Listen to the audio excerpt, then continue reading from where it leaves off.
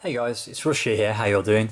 So there's been a lot of discussion about pads lately, and I sort of omitted the Fight Commander 4. I didn't really go over it in much detail. This was the original pad that I got, the 6-button pad that I got with Street Fighter 5 back, was it last year? I think it was March last year. So I always played Street Fighter 5 with the Street Fighter Super with a 6-button pad. So this is going back to the Mega Drive on Championship Edition. I had the 6-button Mega Drive pad.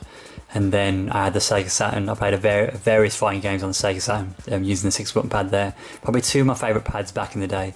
Probably wouldn't be that great now in my opinion, facing up with the games we play these days. Because essentially you need 8 buttons for a pad, I think. You need your lights, you need your hards, and you need your 3 punches, your 3 kicks. So the Fight Commander 4 was the pad of choice when I first started playing. It had the D-pad. I don't use analog stick for fighting games. I wanted the D-pad, I wanted the 6 buttons, and I wanted shoulder buttons, and I wanted to use these shoulders. I think it was, I'm trying to think. So back when I played Street Fighter 4 on the PC, I had the 6-button pad. It was like a Sega Saturn replica pad. You had the 6 buttons here, but you only had 2 shoulder buttons, an L and an R. So I played Saga in Street Fighter 4, so I'd have my lights, my medium, my hard, 3 punches, 3 kicks. Sagat's Ultra would be 2 quarter circles, 3 punches. Even though that isn't a difficult input, because I'm using my thumb and my finger to do 2 jobs, to do the D-pad input and a button press, it's a little awkward. So that's the reason, that's a big plus with this pad. You can use 3 punches, 3 kicks here. Even though Supers in Street Fighter 5, you don't need 3 punches, 3 kicks. But for your EX moves, you can use those. You don't have to use these buttons at all. And you got your normals there as well. Your lights, you mean your hards. So this pad, really good padding design, very, very nice. I was really impressed with it when I first had it. The D-pad felt good initially. The button size and the button layout is perfect. The feel of the pad, perfect. My thumb positioned a little too high, but I've got big hands, so nothing I can do about that really. But it felt really, really good. You can adjust the so that's your main control of your D-pad, but you can set what it actually is. So you can set it from directional pad, left stick and right stick. I don't know if you can see that there. Directional pad, left stick, right stick, and you can set it to PS4 mode or PS3 as well, I believe. You've got all the little interesting things on here as well. So the D-pad is adjustable. So you've got a little toggle there, a little, I don't know what you'd call it, like a little disc. If you spin the disc to free up the D-pad, you can actually twist the D-pad. So you can see there now. You see how it's bent. So if you sort of sit high, maybe, I don't know why you do that, but it may benefit you having it positioned like that. For me, it didn't, so I didn't bother. So I put it back straight and I put it in a fixed position. But yeah, D-pad was fairly good to begin with. And you got another thing here, I don't know if you can see that. It's like a little toggle. You got engraved, you got S, like a little dot, and L. I think S stands for strict. The dot is like in between, and L is for loose. So I think it's how strict the inputs are. So I believe for fighting games you want it on L for loose. So I kept it on that.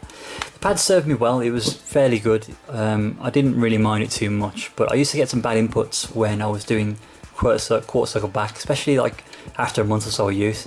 This D-pad eventually became, you can hear it, quite loose.